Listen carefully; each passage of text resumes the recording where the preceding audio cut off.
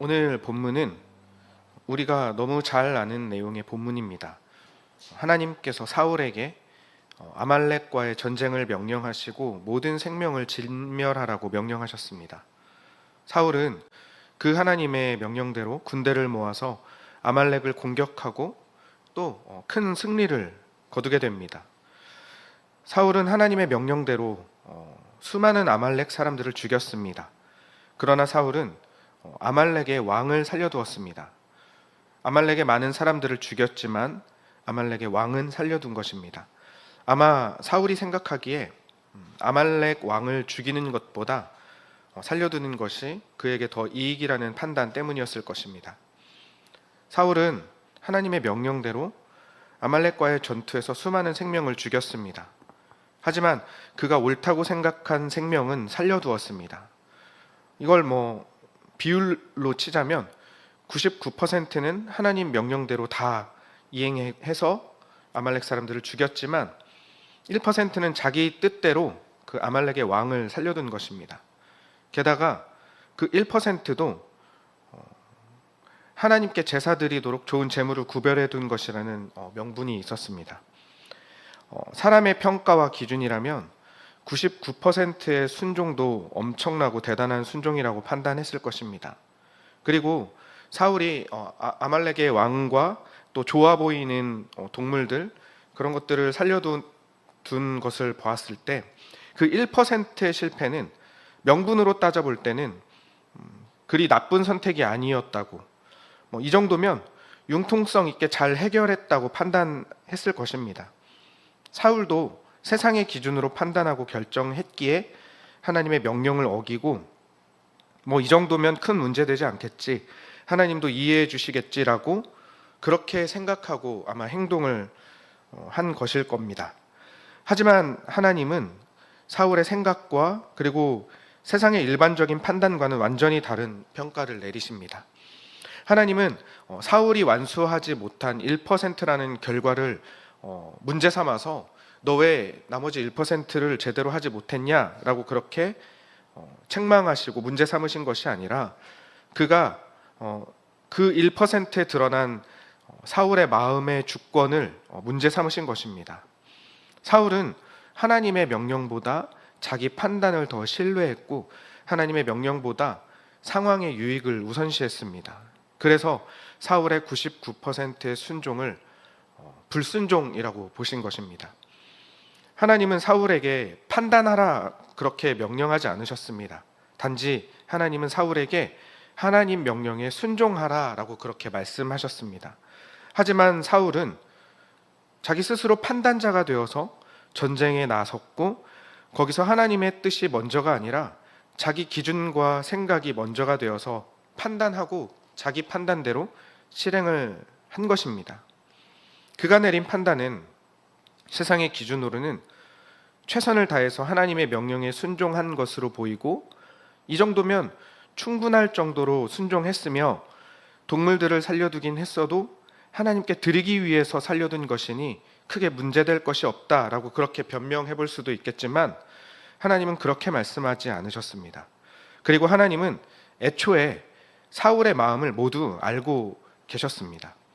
그가 아말렉의 왕 단 한 사람을 남겨둔 것은 적국의 왕을 살려두고 사람들 앞에 아말렉의 패배의 본보기가 되게 하여서 자신의 가치와 자기 힘이 더 부각된다고 생각했던 것이었고 또 그가 보기에 좋아 보이는 동물들을 죽이지 않고 백성들에게 나누어 주어서 백성들이 하나님께 제사 드릴 수 있게 했다는 그 말은 백성들에게는 전리품을 나눠주는 공평하고 자비로운 왕이 된다는 생각 때문이었다는 것을 하나님께서는 모두 아셨습니다. 그래서 하나님은 사울을 왕으로 세운 것을 후회하셨다고 말씀하십니다. 여기서 이 후회하셨다는 것은 사울이 불순종할 것을 하나님이 모르셨다는 뜻이 아닙니다. 사울의 불순종 이후의 모습이 하나님이 원하시는 생각과 그런 결정들이 아니었기 때문이었습니다. 사울의 관심은 자신에 대한 백성들의 인정과 평가, 그리고 내가 얻은 좋은 재물, 내가 얻은 승리에 고정되어 있었지만 하나님이 원하신 것은 하나님과의 관계에서 비롯된 신뢰와 하나님을 따름을 사울에게 원하셨던 것이었습니다. 이것은 명령을 어긴 사울에게 하신 하나님의 말씀으로 더 명확하게 알 수 있습니다. 우리 본문의 22절 말씀을 함께 읽어보도록 하겠습니다. 시작. 사무엘이 이르되 여호와께서 번제와 다른 제사를 그의 목소리를 청종하는 것을 좋아하신 같이 좋아하시겠나이까. 순종이 제사보다 낫고 듣는 것이 수량의 기름보다 나으니. 하나님께서 원하신 것은 사울이 최고로 치고 얻고자 했던 것들과는 전혀 다른 것이었습니다.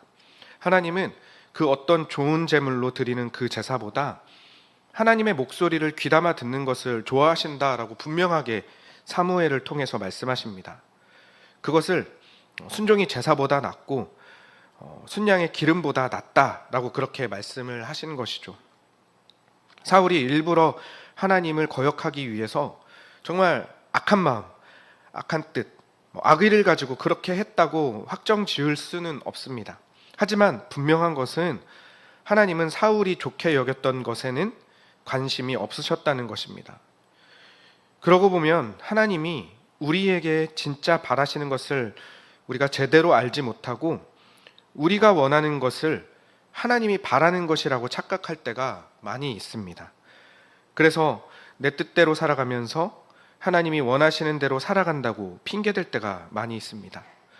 오늘 본문의 사울처럼 세상에서 좋아 보이는 것이 하나님께도 좋은 것이라고 말하고 그것을 얻기 위해 기도하고 살아가면서 내가 바라고 원하는 것을 통해 내 능력과 내가 그 얻은 것으로 하나님을 영광스럽게 할 수 있을 거라고 우기면서 그렇게 살아간다는 것이죠.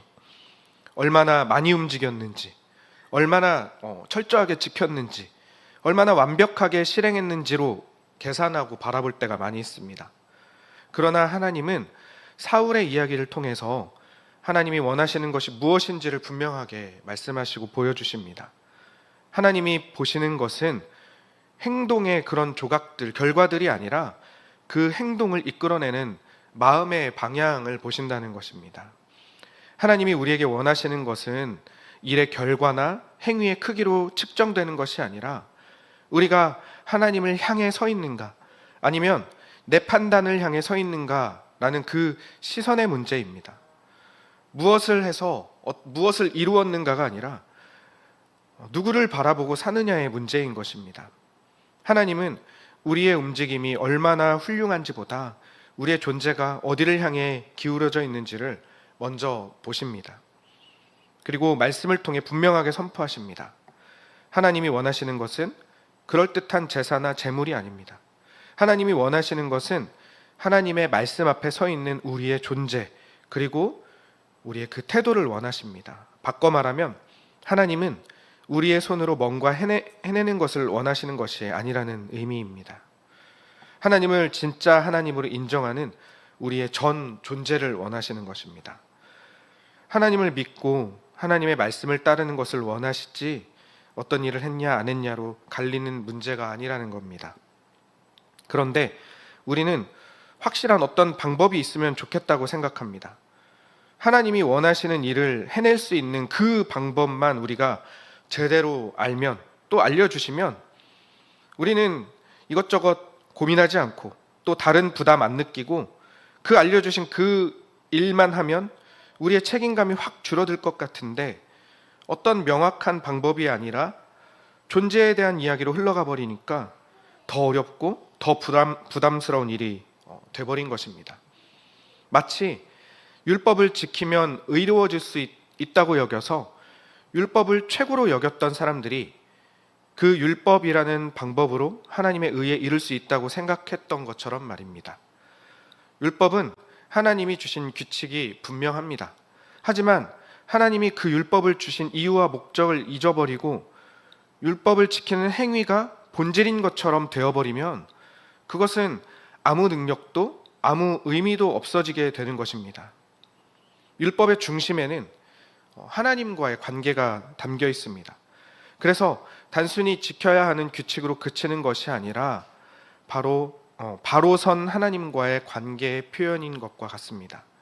하나님과의 관계가 바로 서지 못한 자가 율법을 지킨다는 것만으로 하나님의 자녀가 될 수 없는 것입니다. 사울의 경우도 마찬가지입니다. 사울의 불순종은 재물을 남겨두었다거나 아말렉 왕을 살려두었다는 어떤 기술적인 아니면 물리적인 문제가 아닙니다.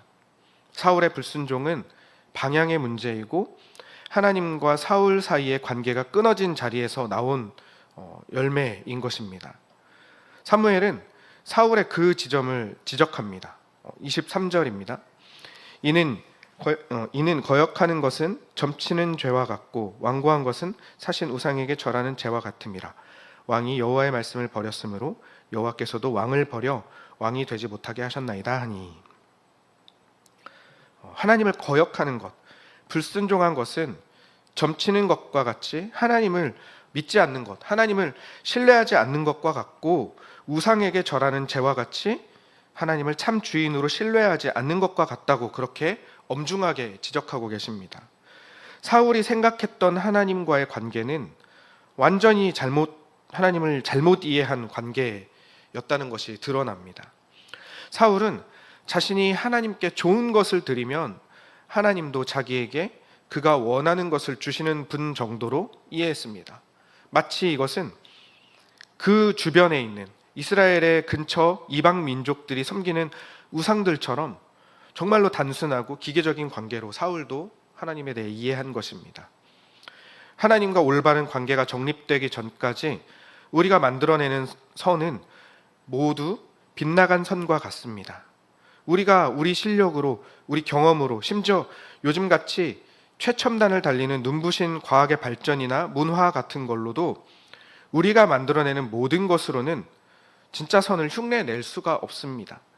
좋은 것이라고 만들어내는 것은 결국 우리 기준에 좋은 것일 뿐 하나님의 시선에서는 관심도 없고 하찮고 유익하지도 않은 것들입니다. 그럼 하나님은 어디에 관심이 있느냐?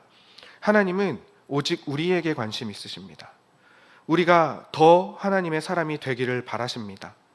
그래서 항상 우리와의 관계에 대한 관심으로 시작해서 종착지 역시 우리와의 관계에 있습니다. 하나님이 우리를 향하시듯 우리도 하나님을 향하기를 하나님은 언제나 바라신다는 겁니다. 그거는 어느 순간 우리에게 하나님이 갑자기 관심이 생기셔서 그렇게 하신 것이 아닙니다. 태초부터, 처음부터 하나님께서 천지를 창조하시고 아담을 창조하신 그 시작, 그 동기부터가 우리를 향한 사랑이었습니다. 창세기 1장에서 하나님이 천지를 창조하시는 모습을 보면 하나님은 다른 모든 피조물들을 말씀으로 창조하셨는데 사람은 하나님의 형상대로 창조하셨다고 그렇게 기록되어 있습니다. 하나님의 형상대로 우리를 창조하셨다는 말은 겉모습을 닮게 만드셨다는 의미가 아닙니다. 하나님의 형상은 하나님의 성품을 닮게 창조하셨다는 그런 의미입니다. 하나님은 온전하고 완전한 연합의 하나님이십니다. 하나님은 성부, 성자, 성령이 우리로서는 결코 이해할 수 없는 놀라운 신비로 완전하게 연합하시고 완전하게 거하시는 그런 존재로 계신 분이십니다. 그런 하나님께서 우리를 창조하시면서 우리를 하나님 닮게 창조하셨습니다. 하나님은 우리가 하나님의 성품을 닮아서 하나님과 온전한 관계를 이루기를 바라시면서 우리를 창조하신 것입니다. 우리를 하나님 닮은 자녀로 창조하시고 우리에게 복을 주시며 생육하고 번성하고 다스리라고 그렇게 축복하셨습니다. 우리는 본래 그렇게 지음 받은 존재였습니다. 하지만 우리의 교만함으로 인해서 그 온전하고 완전한 관계가 깨어지고 말았습니다. 이후 우리는 죽음이 지배하는 자로 소망 없이 끝나버렸어야 했는데 하나님께서는 처음 창조하셨던 상태, 우리와 온전한 연합, 사귐의 관계를 회복시키시고자 그 아들까지도 우리에게 주신 그 사랑으로 우리와의 관계를 회복할 것을 계속해서 보여주고 계십니다. 이렇게 하나님은 우리에게 모든 관심을 쏟으시고 또 하나님의 모든 것을 아들까지 주실 정도로 모든 것을 허락하셨습니다. 이유는 단 하나입니다. 사랑하셔서, 그리고 우리에게 하나님의 자녀로 살아가라고 우리를 부르신 것입니다. 하나님의 이 마음을 우리가 모른다면 마치 달콤한 사랑의 열매의 그 과육은 맛보지도 못하고 딱딱하고 맛없는 껍질만 핥아 먹고 있는 것과 같은 것입니다. 내 힘으로 이룰 수 있는 것이 아닙니다. 뭔가 만들어내서 이룰 수 있는 것이 아니라는 것입니다. 단지 우리는 하나님을 향하여 움직임이 연속된 삶을 살아가야 하는 것입니다. 내가 뭔가를 해볼 수 있다고 생각하는 것부터가 교만이고 하나님에 대한 부족한 이해에서 나오는 오판인 것입니다. 하나님이 우리에게 바라시는 것은 그저 하나님을 향한 결정과 고백, 그 고백을 따라가는 우리의 걸음인 것입니다. 사울은 나름의 많은 결정들과 행동들을 했습니다. 하나님의 명령을 따라서 아말렉을 치고 그 명령으로 나간 그 전쟁에서 또 승리도 거두었습니다. 그리고 승리의 결과로 많은 재물도 남겼습니다. 그 모든 행동들과 모든 결정들이 사울의 입장에서는 하나님을 위해라고 생각하는 많은 행동들을 했지만 그 행동들의 방향은 하나님을 향하지 않았습니다. 결국엔 자기가 주인공이 되고 내가 드러나는 결정을 했습니다. 분명히 하나님이 그가 결정해야 할 방향을 제시하시고 가르쳐 주셨음에도 그는 답을 아는 선택의 자리에서조차 하나님을 선택하지 않았습니다. 하나님이 말씀하시는 순종은 하나님을 향한 신뢰입니다. 어떤 보상이 있기 때문에 순종하는 것이 아닙니다. 보상이 있기 때문에 순종하는 것은 사실 사랑의 관계에서는 나올 수 없는 모습입니다. 이걸 좀 더 이해해 보도록 비유를 들자면 자녀가 태어나면 부모는 자녀를 조건 없이 사랑합니다. 그리고 자녀는 너무 어려서 뭔가를 분간하고 알기 어려운 그런 어린 존재이지만 그 자녀는 부모가 나를 사랑한다는 것을 본능적으로 깨닫습니다. 그리고 세상 어떤 존재보다 믿고 신뢰하며 의지합니다. 마찬가지입니다. 하나님을 진짜 아버지로 주인으로 믿는 사람은 하나님이 나를 사랑하신다는 것을 본능적으로 알고 깨닫게 됩니다. 사랑하는 하나님께서 이끄시는 방향으로 자연스럽게 발걸음을 옮깁니다.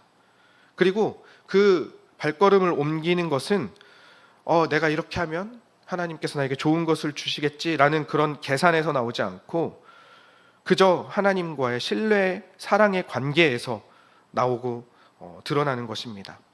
반대로 보상의 결과를 기대하면서 움직이는 것은 사실 사랑이나 순종이 아니라 하나님을 이용하려는 종교적 거래일 뿐입니다.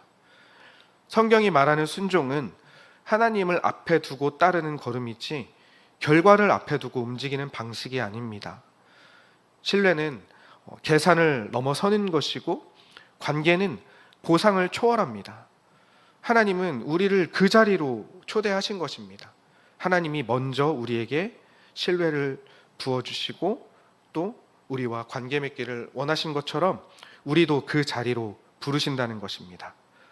하나님이 찾으시는 순종은 완벽한 실행이 아닙니다. 이 말씀에 순종하라는 것이 그 미션을 완전하게 수행해라라는 그런 의미가 아니라 하나님을 따르라, 하나님을 향하라는 뜻이라는 것이죠. 사울이 빠진 함정은 바로 여기에 있습니다. 사울은 하나님께 무엇인가를 보여주기 위해 철저히 행동하려고 했지만 결국 자신의 기준을 따라서 행동했고 그로 인해 하나님과의 관계를 뒤로하고 가야 할 방향을 잃었습니다. 하나님은 우리에게 완벽함을 요구하지 않으십니다. 오히려 하나님은 하나님을 향해 서 있는 존재가 되시기를 원하시죠. 우리의 걸음이 더디고 부족해도 우리가 하나님을 향하고 있는가, 하나님의 말씀에 우리의 마음을 기울이고 있는가, 하나님 앞에서 살아가려 하고 있는가를 보십니다. 하나님은 우리를 하나님이 명령하신 것을 완전하게 해내는 완벽한 수행원으로 부르시지 않고 하나님만 바라보며 사는 자녀로, 하나님을 의존하는 존재로 우리를 부르신 것입니다. 이렇게 조건 없이 사랑하시는 그 하나님이 우리는 이해가 잘 되지 않습니다. 왜냐하면 우리는 우리를 그저 평가하고 저울질하는 세상 속에서 살아가고 있기 때문입니다. 우리가 그렇게 평가받았고 또 우리도 그렇게 평가하면서 살아왔습니다. 세상이 만들고 규정한 정의라는 울타리 속에 갇혀서 하나님마저도 세상의 기준으로 바라보고 오해할 때가 많이 있는 것입니다. 그런 세상 속에 살아가는 우리는 종종 하나님께 대해서도 세상에서 말하는 것처럼 결과를 만들어내야 하는 압박을 느낍니다.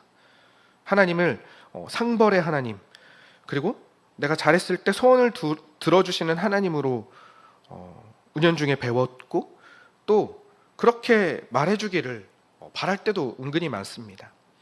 하지만 하나님은 결과를 만들라고 하지 않으시고 하나님을 신뢰하고 자연스럽게 하나님을 향하기를 바라십니다. 그래서 우리 삶은 신뢰로 인한 방향 전환의 연속이라고 할 수 있습니다. 매일 하나님께로 우리 삶을 조정하는 것이죠. 그래서 하나님과의 관계가 깊어질수록 하나님의 말씀에 순종하는 것은 부담감이 아닙니다. 오히려 기쁨이 되는 것입니다. 왜냐하면 그분의 선하심을 더 알아갈수록 그분의 인도하시는 길이 두려움이 아니라 안전이라는 사실을 조금씩 깨달아가기 때문입니다. 순종은 어느 순간 갑자기 완성되는 기술이 아니라 하나님과의 동행, 하나님과 함께 걸으며 조금씩 자라나는 것이기 때문입니다. 하나님에 대해 조금이라도 제대로 알게 되면 하나님을 믿는다는 것, 말씀에 순종한다는 것에 대한 부담이 완전히 달라집니다. 이전까지 알게 모르게 배웠고 인식했던 하나님은 너무나도 다가가기 어렵고 두려운 하나님이었습니다. 잘못 배운 하나님은 어렵고 두려운 거지 크고 깊다는 것은 아닙니다. 하나님을 제대로 이해하지 못했다면 하나님을 좁은 틀에 가둬놓는 것과 같습니다. 우리의 행동 여부와 이루는 성과에 따라 보상하는 하나님이시라면 우리가 율법을 제대로 지키나 안 지키나 그것만 지켜보시면서 심판하시려고 작정하시는 하나님으로 우리가 오해한다면 어쩌면 그보다 작은 신은 없을 것입니다. 하지만 하나님은 우리의 오해와 완전히 다르십니다. 우리가 다 측량할 수 없을 정도로 크신 분이십니다. 너무 크고 깊으셔서 왜 그렇게 우리를 용납하시고 우리를 사랑하시는지 다 이해할 수도 없을 정도입니다. 많이 하는 착각 중에 그 중에 하나가 더 정의롭고 선한 자가 하나님께 영광 돌린다는 착각입니다. 하나님이 우리에게 세상의 정의를 원하신다는 그런 착각인 것이죠. 세상에서 가장 높은 수준이라고 인정하는 것이 아마 선한 것, 정의로운 것일 겁니다. 그래서 하나님 믿는 사람들은 세상의 어떤 그 기준보다도 더 정의롭고 더 선해야 된다. 그렇게 본을 보여야 한다고 말합니다. 물론 도덕적이고 윤리적인 삶을 살아간다면 좋겠죠. 그래서 나름 열심히 노력해 봅니다. 우리도 남들이 바라보는 시선을 의식해서 정의로운 척도 해보고 선한 척 할 때도 많이 있습니다. 하지만 그게 하나님께서 우리에게 가장 원하시는 것이라고 착각해서는 안 됩니다. 하나님께서 세상의 정의보다 우월한 정의로운 자가 되라고 우리를 부르신 것이 아닌데 마치 그것이 신앙의 정점인 것으로 생각하면 하나님이 원하시는 것과는 다른 방향으로 흘러가게 되어버립니다. 하나님을 바로 알지 못하는 사람의 정의는 반드시 폭력으로 흐릅니다. 왜냐하면 하나님의 정의와 세상이 말하는 정의는 완전히 다르기 때문입니다. 하나님이 우리에게 원하시는 것이 세상의 정의 같은 것이라고 착각하는 것은 하나님의 정의가 무엇인지 세상이 말하는 정의가 무엇인지 구분을 못하고 무작정 따라가는 것과 같습니다. 세상이 말하는 정의는 규제와 통제의 구조로 이루어집니다. 법과 윤리, 도덕이라는 규칙으로 규제하고 압박합니다. 법이라는 테두리는 실수를 용납하지 않고 규범을 어긴 자를 몰아내고 처벌하는 방식으로 정의를 세우려고 합니다. 그 과정에서 정의는 반드시 폭력성을 띠게 됩니다. 정의를 지키기 위해 법이라는 규제로 압박하는 것입니다. 그 이유는 세상의 정의는 살리는 힘이 아니라 억압하는 힘으로 사용하기 때문입니다. 결국 세상이 말하는 정의는 사람을 바꾸기 위해 사랑을 택하지 않고 규칙 안에서 압박하고 통제하며 사람을 움직이려고 합니다. 그러나 이런 방식은 결코 사람을 새롭게 하지 못합니다. 외적인 규제는 사람을 잠시 멈추게 만들 수는 있어도 마음을 변화시키는지는 못합니다. 세상의 정의가 점점 더 강한 통제력을 요구하는 이유가 바로 그 약함, 그 무력함 때문입니다. 세상의 정의 속에는 두려움이라는 뿌리가 있습니다. 크던 작던 죄에 대한 심판을 정의라고 말하는 것이 세상의 정의이기 때문입니다. 그래서 정의를 지킨다는 의미는 심판에 대한 두려움이 작동하는 것이 원리가 됩니다. 앞서 말했던 것처럼 세상의 정의는 심판의 기능, 그러니까 압박하고 죽이는 기능이지 살리는 기능이 전혀 없기 때문입니다. 하지만 하나님이 말하는 정의는 세상의 정의와는 완전히 다릅니다. 세상의 정의는 그 속에 규제와 압박과 통제가 있고 심판이 있지만 하나님의 정의는 사랑이 있습니다. 세상은 억압하는 힘으로 작용한다면 하나님의 정의는 살리는 힘이 다스립니다. 그렇다고 해서 하나님께서 죄를 가볍게 여기신다는 의미가 아닙니다. 무엇보다도 죄를 무겁고 심각하게 다루시지만 그렇다고 해서 죄인인 우리를 심판하시고 버리시겠다고 하지 않으십니다. 역시 하나님이 유일하게 관심이 있으시고 또 우리에게 바라시는 것은 우리와의 관계입니다. 그 관계를 회복하기 위하여서 사랑의 정의로 우리를 부르시고 하나님께 속하게 하시는 것입니다. 말씀을 정리하겠습니다. 하나님께서는 우리를 사랑하니까 우리 죄를 무조건 없던 일로 덮어버리겠다는 것이 아닙니다. 오히려 우리가 죄의 깊이를 직면하고 삶에서 하나님과 함께 새로운 하나님의 자녀된 존재로 살아가기를 요구하십니다. 죄로 넘어진 우리를 넘어진 그 자리에서 다시 일으켜 세우겠다고 하시는 그 하나님의 결정과 하나님이 이를 이루어 가시는 의지가 바로 하나님의 정의이고 하나님의 뜻입니다. 십자가가 하나님의 정의를 가장 선명하게 드러내는 증거입니다. 하나님께 속한 우리는 세상에서 말하는 정의로운 자, 판단하고 정죄하고 심판하는 자가 되어야 하는 것이 아니라 하나님의 정의와 사랑에 완전히 덮인 자, 하나님께서 우리를 사랑하신 것처럼 우리도 하나님을 그렇게 사랑하는 자가 되면 되는 것입니다. 하나님은 그것을 우리에게 원하십니다. 이것 역시도 하나님과의 관계, 하나님과의 동행하면서 나오는 자연스러운 방향이지 무엇을 이루어내고 더 깨끗해지고 더 정의로운 자가 되어야 하나님께서 자녀 삼아주시는 것이 아니라는 것입니다. 초반에 말씀드린 것처럼 애초에 우리는 우리 능력으로 선해질 수 있는 자들이 아니기 때문입니다. 사랑하는 성도 여러분, 오늘 말씀을 통해 우리는 하나님의 크신 뜻을 보고 큰 그림을 그려볼 수 있어야 합니다. 하나님이 우리에게 원하시는 것이 무엇인지 콕 집어 하나만 말씀해 주십시오. 그럼 제가 그건 지켜볼 수 있습니다 라고 말하는 어리석음에서 벗어나야 합니다. 하나님이 우리에게 원하시는 것은 언제나 하나입니다. 하나님을 믿고 하나님과 동행하는 것, 어느 순간에도 우리의 주인 되신 하나님을 향한 믿음의 선택을 하는 것입니다. 이것은 그 선택으로 인하여서 어떤 성과와 어떤 결과를 내야 하는 것이 아닙니다. 관계입니다. 하나님과의 더 깊은 관계로 나아가는 것.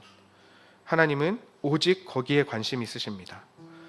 우리가 어떤 사람이 되어야 하는 것도 아니고 어떤 일을 완수해야 하는 것도 아닙니다. 그저 하나님께 이끄심을 받는 자, 그리고 하나님이 나의 왕입니다 라고 고백하면서 우리에게 주어진 삶을 믿음으로 살아가는 것을 하나님이 보시기 원하신다는 것입니다. 하나님의 유일한 관심, 우리가 더 온전한 하나님의 사람이 되어가는 것을 우리가 깊이 알아서 우리의 유일한 관심이고 목표가 세상 사람들이 다 따라가는 세상의 것들이 아니라 오직 하나님과의 더 깊은 관계라고 그렇게 정직히 고백하게 되는 우리의 모든 삶이시기를 바랍니다. 기도하겠습니다. 하나님 아버지, 절대 변할 수 없는 우리가 하나님의 자녀라는 그 존재에 대해 하나님께서 우리를 사랑하셨고 우리를 이끄신다는 것, 그렇게 찬양하며 고백하게 하시니 감사합니다. 우리 앞에 어떤 상황과 현실 속에서도 하나님만이 우리의 주인이심을 고백하며 그것이 나의 어떠함이 아니라 하나님이 우리를 더 온전한 하나님의 자녀로 이루어 가신다는 믿음으로 담대하게 우리의 삶을 살아가게 하여 주시옵소서.